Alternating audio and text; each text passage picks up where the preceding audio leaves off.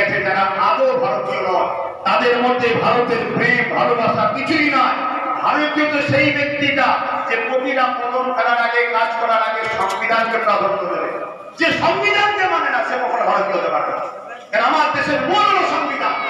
সে যত বড় রাষ্ট্র হোক আর যেই হোক, কোন ধর্ম থেকে বিলং করছো আমার জানার প্রশ্ন নয়। তুমি যদি ভারতীয় হও, তোমার মূল কথা হবে আমার দেশের সংবিধান। আমি গর্বিত, আমার ইসলাম আমার ধর্ম আমাকে শিখিয়েছে, তাই বুক ঠুকে বলতে পারছি আমরা যারা সংবিধানকে মানি না তারা ভারতীয় হতে পারে না। আজকে এই জায়গাগুলো আমাদের খেয়াল করা দরকার।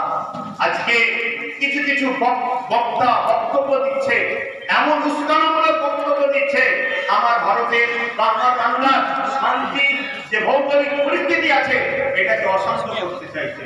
ব্রিটিশ ততদিন পর্যন্ত থাকতে পেরেছিল যতদিন বলেছিল এনফিল্ড রাইফেলের টুটার মধ্যে, নিশ্চয়ই আপনারা পড়েছেন, এনফিল্ড রাইফেল যে ছিল তার টুটার মধ্যে মুসলিম এলাকায় যে বলেছে ওদের শরীরের চর্বি দিয়ে আছে, ওই টুটাটাকে নিচে ছিঁড়ে তারপরে সেটাকে ইউজ করতে হতো। মুসলমান শুকরকে খাওয়া বা স্পর্শ করাকে হারাম জানে। ঠিক আমার মুসলিম ভাই হিন্দু ভাইদের পাড়ায় যে বলতো এনফিল্ড রাইফেল টুটাতে গরুর চর্বি দিয়ে আছে, কেন বলতো ব্রিটিশরা এই খবরটা?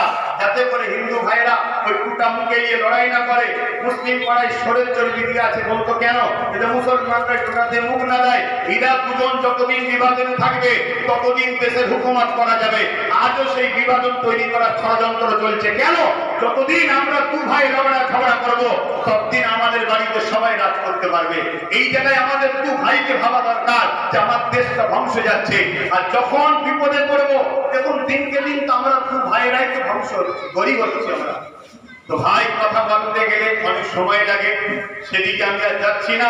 আমি সংক্ষেপ করছি, আপনাদের কাছে অনুরোধ করব এই মহান দিনটায় আসুন আমাদের যার যেখানে যেভাবে ক্ষমতা আছে, যেভাবে প্রচারের মাধ্যম আছে, আমরা একে অপরকে প্রচার করি আমার দেশের সার্বভৌমত্বকে নিরাপদে রাখার জন্য, আমার দেশবাসী যারা সম্প্রীতিতে ভ্রাতৃত্বে বসবাস করতে পারি তার জন্য একে অপরের মেসেজ ছড়ান।